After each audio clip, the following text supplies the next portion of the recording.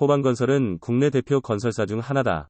1989년 설립된 곳으로 광구광역시에서 아파트 건설 사업을 시작한 이후 몸집을 키웠다. 2005년 호반베르디움이라는 아파트 브랜드를 선보인 이후 현재까지 사용 중이다. 2017년 대기업 집단에 진입했고 2022년 기준 자산 13조 7,840억 원으로 재계순위 33위에 이름을 올렸다. 2018년 KB증권과 미래에셋대우를 상장 주관사로 선정하는 등 기업 공개 IPO를 진행했지만 이후 뚜렷한 움직임은 없었다.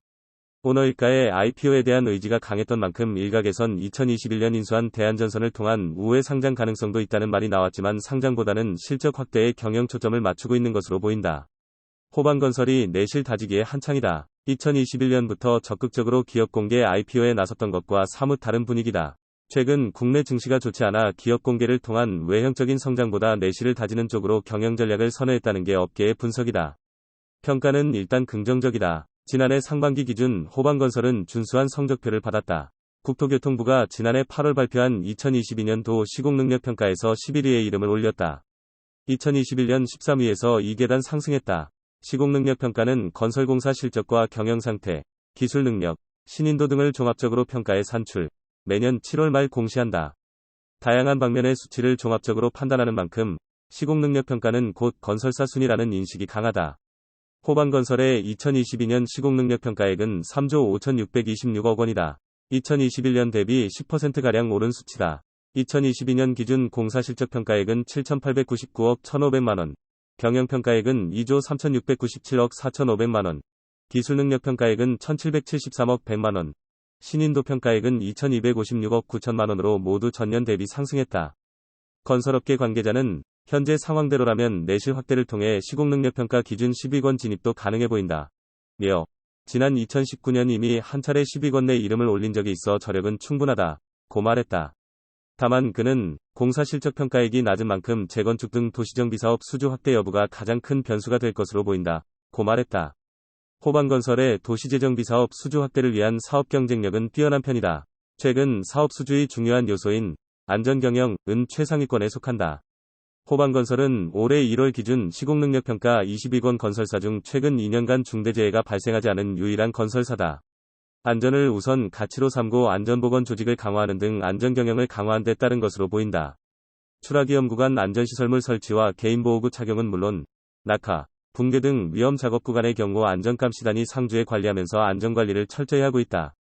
비상연락망 구축과 복구 절차 및 장비 점검 등 비상대응체제를 구축, 수시로 점검 및 정비활동을 펼치고 있다. 호반건설은 프롭테크 기술을 활용한 안전관리 시스템 고도화도 추진 중이다. 자체 개발한 위험성 평가 시스템인 헵스를 현장별로 적용하고 구대 고위험 작업이 진행되는 현장은 ERP에 등록해 현장과 본사가 연계 모니터링하고 안전점검도 실시간으로 이뤄진다. 스타트업 기업과 협업해 AI 인공지능 드론 품질 검사 솔루션을 개발하는 등 연구개발 R&D 경쟁력 확대도 추진하고 있다. 호반건설은 2021년 초 인수한 국내 2위 전선업체인 대한전선과 시너지를 통해 신사업도 적극 추진 중이다. 최근에는 그룹 차원에서 사우디아라비아의 국영에너지 기업인 아람코와 함께 중동 건설인프라 분야 진출을 꾀하고 있다. 호반그룹은 지난 13일 아람코와 상호협력을 위한 업무 협약을 맺었다. 협약식에는 김성규 호반그룹 회장, 나영균 대한전선 사장, 김민성 호반산업 전무 등이 참여했다. 협약을 통해 호반건설과 호반산업은 사우디 건설인프라와 지하 유틸리티 분야 사업에 협력한다. 대한전선은 사우디 초고압 케이블 등 전력, 기기장치 분야 제조시설 추가 투자를 추진한다는 방침을 세웠다. 대한전선이 중동 지역에서 케이블을 공급하며 쌓은 네트워크를 바탕으로 해외에서 신성장동력 마련에 나선 셈이다.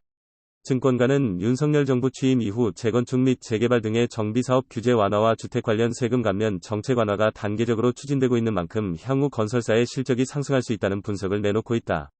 다만 건설시장 자체의 불확실성 요인이 모두 해소되지 않은 점이 변수가 될 수 있다는 점도 강조했다. IPO를 추진했던 호반건설 입장에선 건설 경기가 활성화될 것이란 기대감은 IPO 재추진의 동기가 될 수 있다. 그러나 호반건설은 당분간 IPO보다는 실적 확대 등 내실 다지기에 주력할 것이란 게 증권가의 전망이다. 증권가 관계자는 호반건설은 지난해 매출 2조 3천억 원, 영업이익과 순이익이 3,900억 원대를 기록하는 등 기업가치 측면에서는 IPO 적기이지만 지난해 초부터 국내 증시가 좋지 않아 IPO를 추진했던 기업의 철회 소식 등이 자주 들렸던 만큼 호반건설의 IPO 추진까지는 일정 시간이 소요될 것으로 보인다. 고 말했다. 이어 최근 경영 전략이 IPO가 아닌 내실 확대에 초점을 맞추고 있는 만큼 실적 확대를 통한 자신감이 IPO의 추진 동력이 될 것으로 예상된다. 고 분석했다.